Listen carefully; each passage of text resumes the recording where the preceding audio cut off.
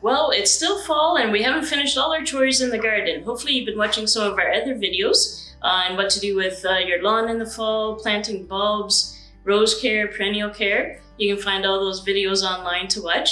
But since it's still not snowing, we still have time to be out in our yards and doing a few things. And we're right now at the end of October, beginning of November, and we're looking at the time to start raking leaves. Hopefully the wind is blowing the right direction and your neighbor has more leaves than you do to rake. But if you are raking a lot of leaves, you're probably like me and you're tired of putting them in bags and dragging them out to the curb and having somebody pick them up.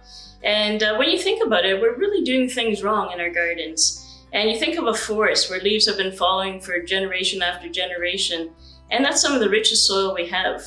And it's all because of that leaf compost going back into the earth constantly. And it's also fertilizing. It's adding phosphorus into the soil. It's helping with soil retention, breaking down clay soils. So there's so many benefits of actually returning the leaves off the trees back into your garden.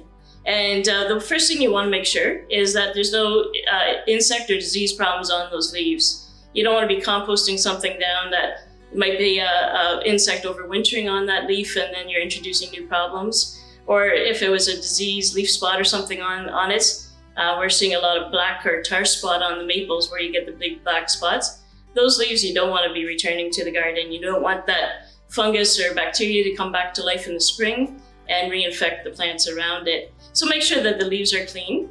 If they're thicker leaves, like you're thinking of Norway maples, oak trees, anything that has a glossy, almost a leathery look to it, those leaves you want to be shredding first. So one of the things I do in my garden is just when I'm out mowing the lawn, make sure that it's a drier day if the leaves are still fairly dry, and kind of start raking the leaves into a row, but then just mowing over top of that and blowing the leaves in towards the garden. As you mow across the lawn, the leaves will just kind of end up as mulch in your garden. So it's not as much work that way.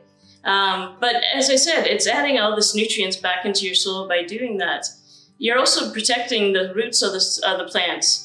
If you have some perennials or that maybe are a bit more tender, not as cold hardy as others, or some shrubs that like a bit of protection.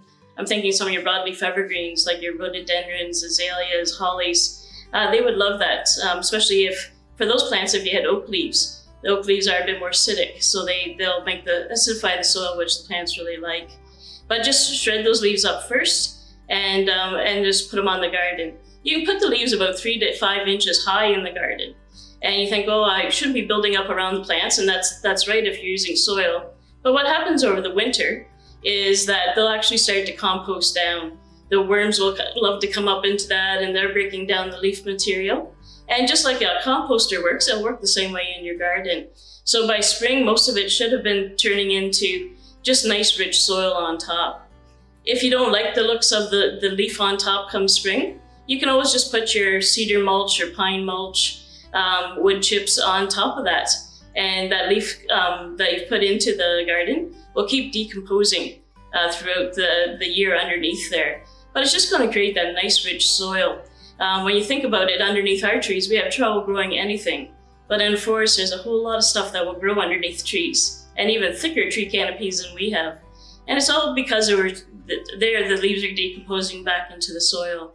So instead of doing all that work, bagging everything up, putting it out to the curb, paying the garbage man to come take it away and you don't know exactly where it's ending up, why not use that to build your own soil and create better gardens for the spring?